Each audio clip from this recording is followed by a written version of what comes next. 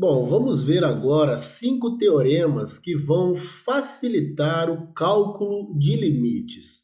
Não faz nenhum sentido a gente ficar utilizando a definição formal de limites para fazer cálculo de limites de funções, até porque nós vamos nos deparar com funções extremamente complexas e a gente vai ver que esses teoremas vão facilitar em muito a nossa vida na hora de calcular o limite dessas funções. Então, vamos ver os teoremas.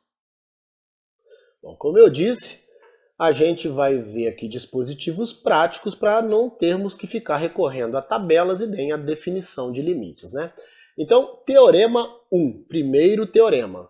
Se C é um número real, então o limite de C quando x tende a mais infinito ou quando tende a menos infinito é igual a C.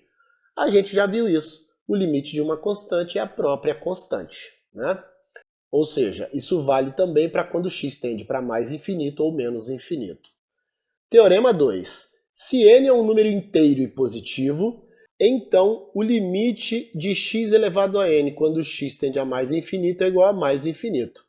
Bom, vamos entender isso aqui, né? Bom, se eu tenho aqui um valor positivo para x e eu aumento esse valor de x, vou aumentando, né, até o mais infinito, o x elevado a qualquer potência vai também para o mais infinito, né? Vai dando um número cada vez maior. 2. O limite de x elevado a n quando x tende a menos infinito é mais infinito se n for par e menos infinito se n for ímpar, né? Bom, também é muito óbvio isso daqui, né? Se eu coloco um número aqui, cada vez menor, ou seja, negativo cada vez menor, com x indo para menos infinito, se o expoente for par, a gente sabe que uma potência de expoente par dá um resultado positivo, só que cada vez maior, né? Então, se x vai para menos infinito, a função vai para mais infinito.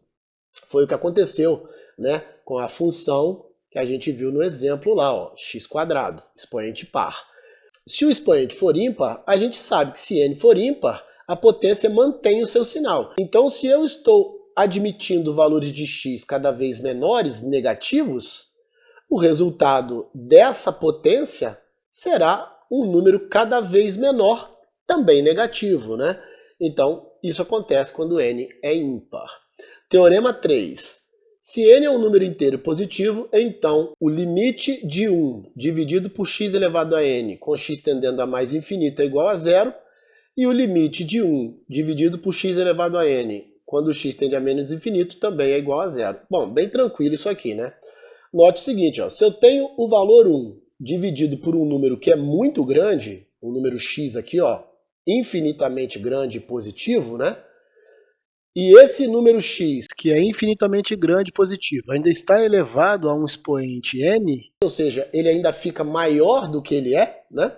O que acontece com essa divisão? Ela vai cada vez se aproximar de zero, né? Então, se esse número aqui for muito grande, dividir 1 por um número muito grande dá zero.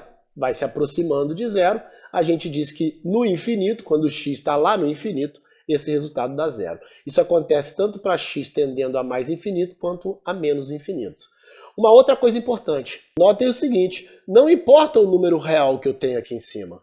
Se eu dividir qualquer número real por um número que está lá no infinito, esse resultado vai dar zero, vai se aproximando de zero à medida que x vai para o mais ou para o menos infinito. A gente diz que lá no mais infinito ou lá no menos infinito, essa divisão vai dar zero.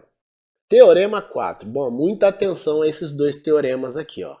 Se f é um polinômio, uma função polinomial, então o limite de f de x quando x tende a mais infinito é igual ao limite de a índice n x elevado a n quando x tende a mais infinito. Ou seja, note que eu posso desconsiderar os outros termos da função polinomial e usar apenas o que eu chamo de termo dominante, o termo que tem o coeficiente dominante do polinômio, descartando assim todos os demais termos. Isso acontece também quando x tende a menos infinito.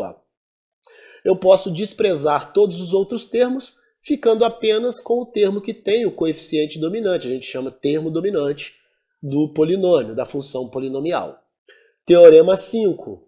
Se f de x é um polinômio e g de x também é um polinômio, para calcular o limite de f de x dividido por g de x quando x tende a mais infinito, de novo, ó, eu faço a divisão dos coeficientes dominantes, tá aqui, ó, a índice n dividido por b índice m, xn dividido por xm. Ou seja, numa divisão de potências, a gente vai repetir a base e subtrair os expoentes, n menos m. O mesmo acontece quando x tende a menos infinito. Aqui, ó, os coeficientes dominantes sendo divididos, e aqui a divisão x elevado a n dividido por x elevado a m, que é igual a x elevado a n menos m.